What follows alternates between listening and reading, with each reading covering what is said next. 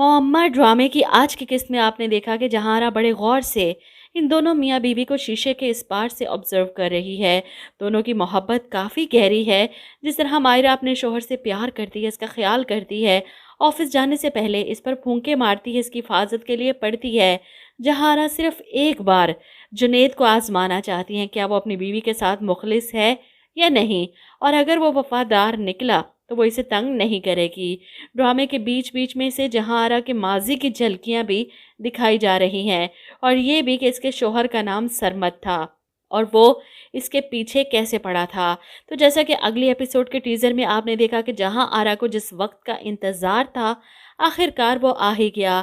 शादी के बाद बीवी मायके तो जाती है, कोई ना कोई मसला हो ना भी हो तो फिर भी इसे जाना पड़ता है, और कुछ यही मायरा के साथ हुआ। इसकी माँ का फ़ोन आता है, शायद इसके घर में किसी की तबीयत ठीक नहीं, और मायरा जुनैद के सामने अपनी परेशानी का इजहार करती है कि मैं सोच रही हूँ कि अम्मी के पास चली जाऊँ कुछ दिन, उनकी हेल्प हो जाएगी।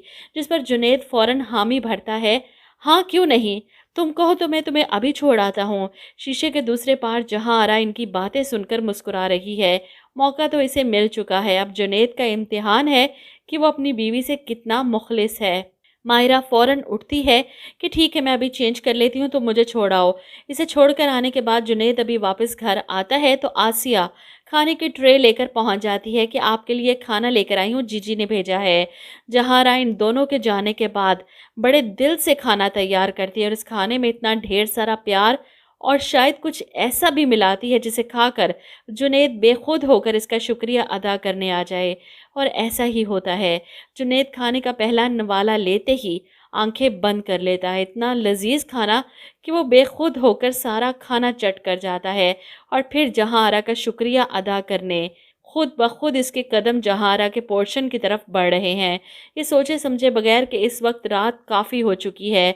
और वहीं दूसरी तरफ जहांआरा को अंदाज़ा था कि खाना खाने के बाद जुनैद आएगा, इसीलिए आसिया को उसके कमरे में भिजवा चुकी है, और ख़ुद अपने कमरे में बैठी पूरी तरह से तैयार होती है, और फिर अपना वो फेवरेट परफ्यूम निकालती है जो मर्दों को बेखुद कर दे।